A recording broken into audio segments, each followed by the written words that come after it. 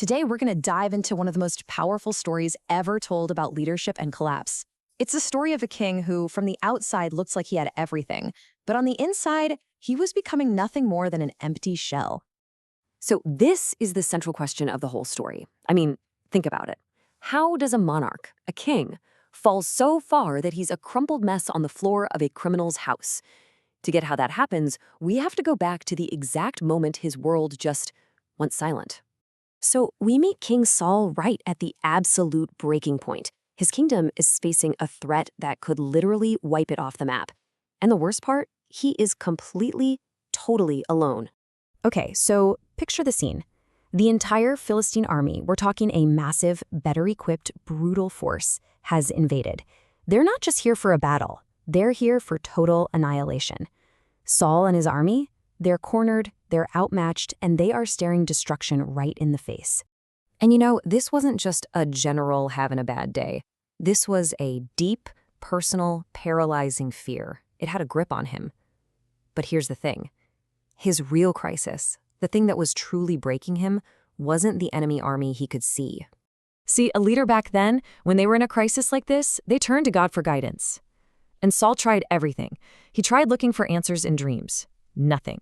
He tried the priests, the formal inquiries, nothing. He went to the prophets and got absolute, deafening silence. And trust me, that silence was way more terrifying than any army.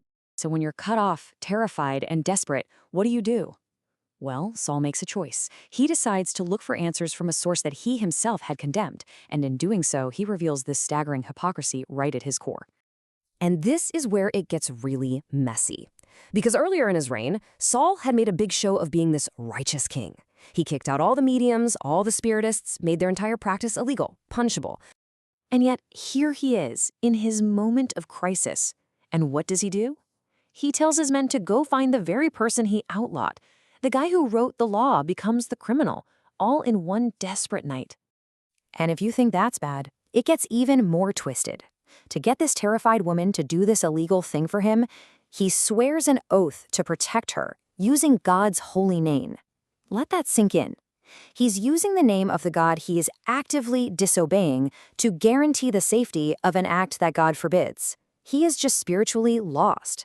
So under the cover of darkness, Saul gets his meeting. He finally gets the supernatural answer he's been craving. But you know that old saying, be careful what you wish for? Yeah. He's not about to get a message of hope. He's about to get his death sentence. And who does he ask for? Samuel, his old mentor, the prophet who anointed him king in the first place. For Saul, Samuel was the last voice that represented a clear, real connection to God, a connection he knows he's completely lost. The message that comes from Samuel's spirit is just brutal. There's no sugarcoating it. The first blow, your kingdom is gone. It's been stripped from you and given to your rival, David. Yeah, that David. The very guy Saul's been trying to hunt down and kill for years.